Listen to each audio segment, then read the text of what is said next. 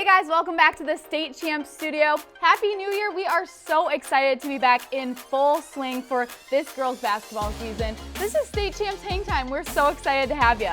Happy New Year it is, and we had some happy basketball going on over break as well. There were some big games, some big wins, some really significant losses. Yeah, and let's just get right into it. We're going to start with Farmington Hills Mercy getting that 13-point win over Ann Arbor Father Gabriel Richard. Lexi, what are some of the strengths of this team that you've been seeing? Sophomore guard Aislinn Albanese is having one of those breakout super sophomore type of season. She scored 22 points, literally half of her team's points in that win over Ann Arbor Father Gabriel Richard.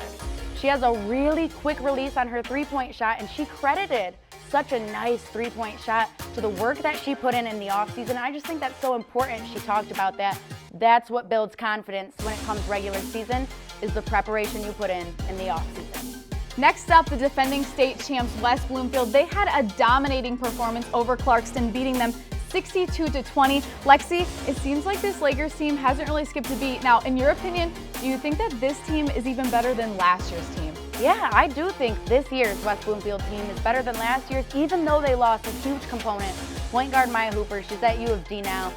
This West Bloomfield team has had to really make up for Hooper's facilitating output, but they have. And the two twins, we talk about them all the time, India and Summer Davis. They're upperclassmen now. They're no longer underclassmen. And that junior year is when you really start understanding other aspects of the game. Their IQ is growing. They're starting to facilitate. They're grabbing down boards. And that's what makes them different than most guards, that they can take it coast to coast off of a board. Now, they do have 2 losses on the season. So where do you think their area of weakness is on the court? I think for them this year, they're having a hard time finding the role players opportunities to score and make them a threat as well.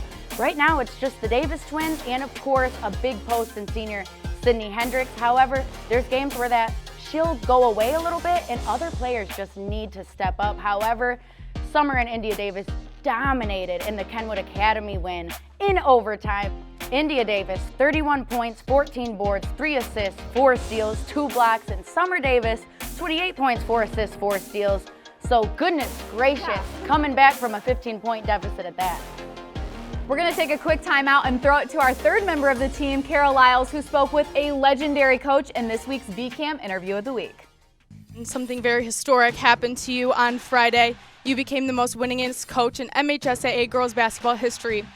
798 wins. I mean, first of all, congratulations. But I want to know what was really going through your head as the clock was winding down in that game. You know, I was just kind of glad to have her just enjoying the moment. You know, our girls come out and played really, really well Friday night, and it was just a lot of good crowd at the game and everything, and it was just a great feeling.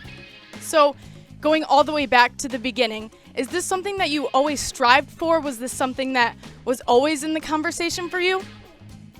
No, I don't like recognition, to be honest with you. I'm not about records or numbers or anything.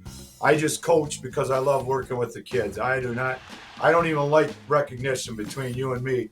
I even thought last year when they were telling me that I was going to probably maybe beat the record this year and retire, and so I wouldn't have to go through all this. But it's been great. I've had so many good kids, and you know, it's been a lot of fun. The last week has. To catch the whole interview, just head on over to the State Champs YouTube page. Just search State Champs Net. All right, we're going to get into now I think our favorite part of the show, Big Lexi's Big Ten. Lexi, who you got?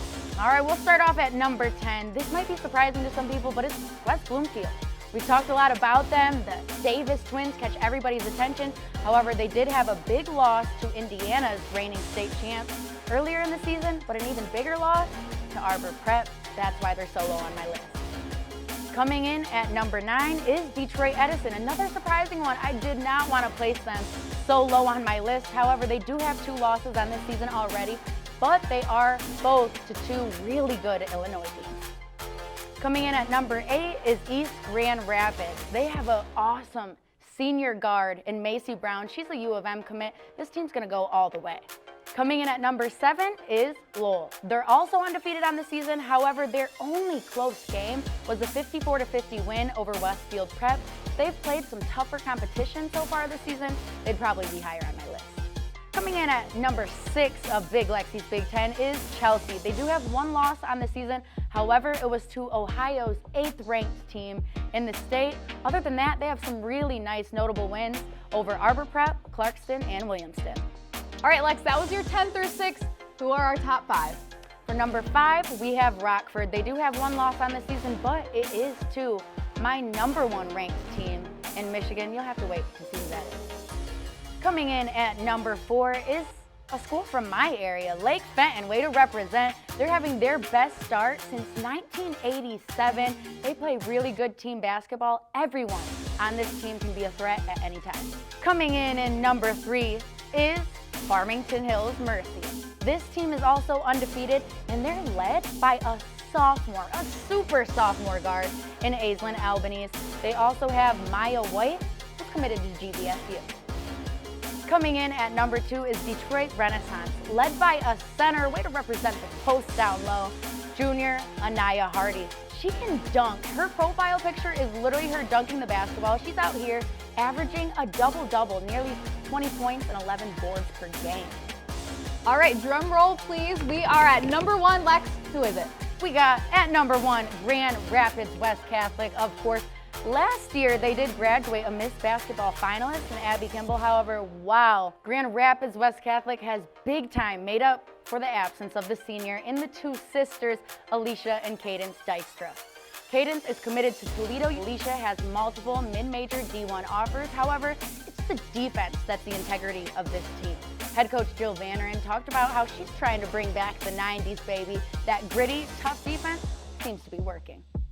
Well, that's our top 10 list for this week, but that will change every single week. Lex, I think we got a good top 10 list to start off with. I definitely think so, but if any of you think that I'm missing any teams on my Big Ten, let your girl know. And one of those teams, West Bloomfield, we're going to see play on Monday. They have the MLK Classic and Arbor Prep at Westfield Prep on Thursday. State Champs is going to be at all of those games, so make sure you guys stay tuned for all the highlights, and we'll catch you next week on Hangtime. State Champs Hangtime is presented by Lawrence Technological University. Visit ltuathletics.com and recruit yourself. Hangtime is also brought to you by the Michigan High School Athletic Association, promoting the value and values of educational athletics. The Michigan Army National Guard, a proud partner of the MHSAA. The Detroit Athletic Club Foundation's Athlete of the Year Awards. Applications are being accepted now until March 6, 2023 for the male and female high school athletes of the year. Check out previous winners and download the application today at dacathleteoftheyear.com. And the Basketball Coaches Association of Michigan. Find out more at bcam.org.